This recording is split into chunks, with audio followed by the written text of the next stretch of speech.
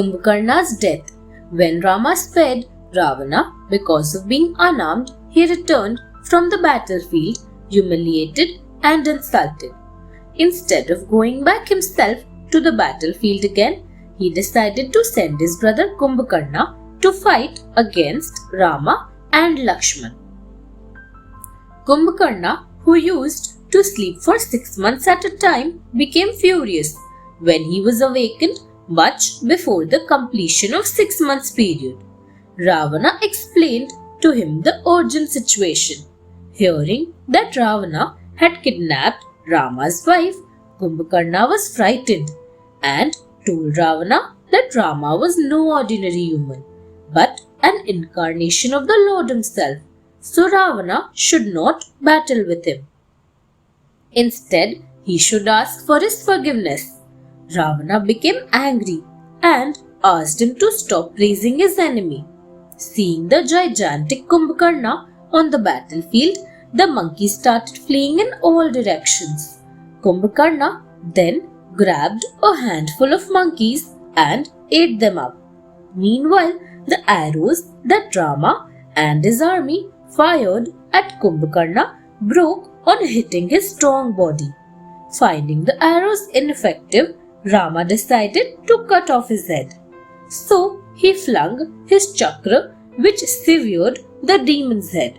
The monkeys came back once again and rejoiced to see the dead body of the giant demon.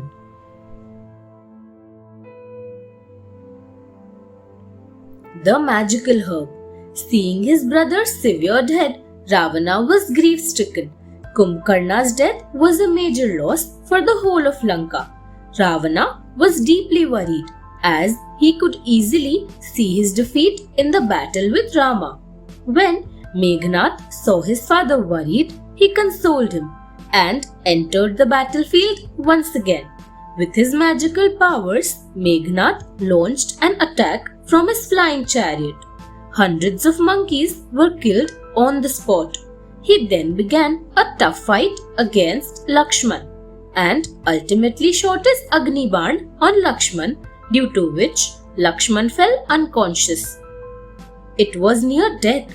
On seeing Lakshman unconscious, Hanuman approached Lanka's royal physician Sushena for advice. Sushena asked Hanuman to rush to the Himalayas, where on Dronagiri hills he would find some medicinal herbs like Mritha Sanjeevani, Vishalya Karani, Sandhana Karani and Savarnya Karani. He asked Hanuman to fetch those herbs. However, on reaching the hills, Hanuman was unable to identify the herbs. So he uprooted the entire hill and brought it to physician Sushena. Sushena picked the 4 herbs and cured Lakshman's wounds. Lakshman was revived from near death back to life. Hanuman then took back the uprooted hill to affix it at its original place and rejoined the army. Meghnad's death. Enraged by the injury of Lakshman, Sugriva ordered his army to take fire torches and attack Lanka. The monkeys soon started setting Lanka's palaces on fire. Many demon families lost their lives. Now Rama let loose his arrows. The giant high doorway of Lanka broke into pieces. During the attacks, Kumbhakarna's sons Kumbha and Nikumbha were killed at the hands of the monkeys.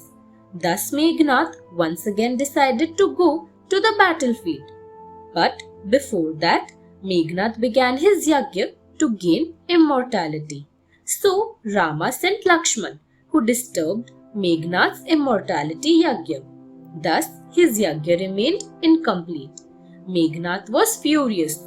Both Lakshman and Meghnad got engaged in a bloody battle. They were not exhausted even after fighting bitterly. On Vibhishan's suggestion, all the monkeys surrounded Meghnad. Lakshman killed his charioteer and spliced off his bow. Meghnad went to Lanka and returned with a new chariot. Lakshman continued his onslaught with determination. Vibhishan killed Meghnad's horses. Then, climbing onto Hanuman's shoulders, Lakshman pierced Meghnad's chest using his Indrastra. In no time, Meghnad fell down to the ground, his head broken and his arms cut off. He finally died. A wave of joy ran through the army of monkeys at this victory.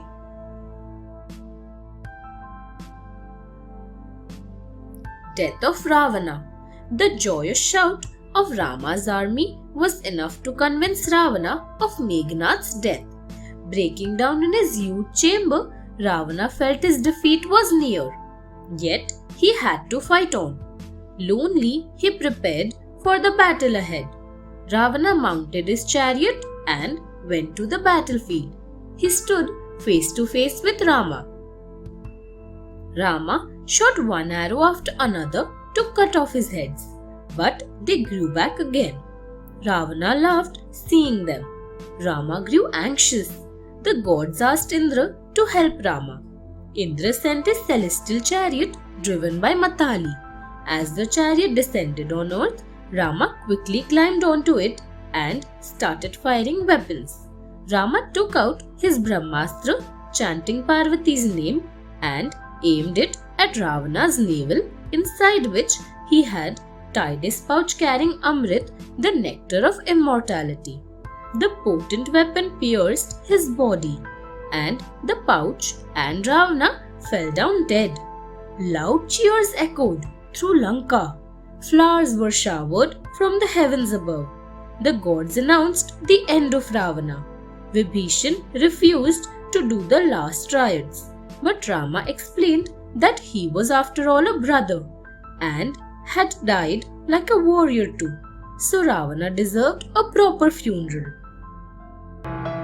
Thanks for watching. Do like, share, subscribe to Sahil Book House.